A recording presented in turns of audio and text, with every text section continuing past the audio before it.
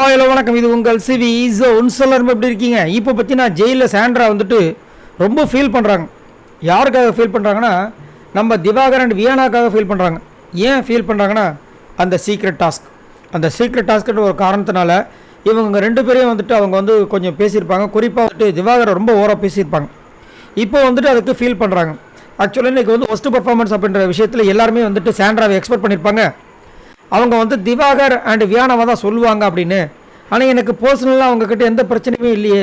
அதுவும் திவாகர் ரொம்ப நல்லா பண்ணார், நிஜமாகவே எனக்கு ஹக் பண்ணணும்னு தோணுது. அவரை பாவமாக இருந்துச்சு. வியானாவும் ரொம்ப கஷ்டப்பட்டா அப்படின்னும் போது பிரச்சனை வந்து இல்லை, வியானா தான் ரொம்ப கஷ்டப்பட்டா, இப்போ வரைக்கும் அதை யோசிச்சுட்ருக்கா, அந்த ஆள் மறந்துட்டாரு அப்படின்றாரு.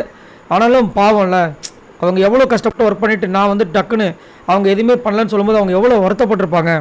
அதை வந்துட்டு நான் இந்த ப்ராங்க்ன்ற விஷயத்தை, அதாவது இந்த சீக்ரெட் டாஸ்க்குன்ற விஷயத்த சொல்லி அவங்கக்கிட்ட நான் மன்னிப்பு கேட்குற மாதிரி ஹக் பண்ணோம் அப்படின்ற மாதிரி சொல்கிறாங்க. அதேமாதிரி திவாகரை வந்துட்டு விஜய் பார்வதி யூஸ் பண்ணுறாங்கன்ற மாதிரி சொல்கிறாங்க. திவாகரை வந்துட்டு பக்கத்துலேயே வச்சு விஷத்தை வந்துட்டு இன்ஜெக்ட் பண்ணிகிட்டே இருக்காங்க அந்த விஜய் பார்வதி. அதனால தான் அவரும் வந்துட்டு பாவம் வந்துட்டு இந்த மாதிரிலாம் பண்ணிகிட்ருக்காரு அப்படின்ற மாதிரி சொல்லி ஒரே ஃபீலிங்காக இருக்குது. இது எங்கே போய் முடிய போயின்னு தெரில. என்னடா இது திடீர்னு வந்து விஜய் இது நம்ம திவாகர் மேலேயும் வியானா மேலேயும் ஒரு பாசம் வருகிறதே அப்படின்ட்டு. ஏன்னா இங்கே இருந்தவங்க எல்லாருமே வந்து சாண்ட்ராவை தாக்கின விஷயங்கள் தான் போயிட்டுருக்கு. அதே மாதிரி சாண்ட்ராவும் பார்த்திங்கன்னா ஒரு சில நேரங்களில் ப்ரெசன்ட் மாதிரி இல்லை. அவங்க கொஞ்சம் போல்டாக அதே மாதிரி கொஞ்சம் கைண்ட்னஸாக தான் இருக்காங்க. பார்க்கலாம் என்ன நடக்குது, அவங்க சொல்கிறது என்ன உண்மையாக சொல்கிறாங்களா பொய்யா சொல்கிறாங்களா, இல்லை ஜெயிலில் வந்ததெல்லாம் ஞானோதயம் வந்துச்சான்னு தெரியல. பட் இது வரைக்கும் சொன்னாங்களே, அது வரைக்கும் சந்தோஷம். இதை பற்றி உங்களோட கருத்தை சொல்லுங்கள்.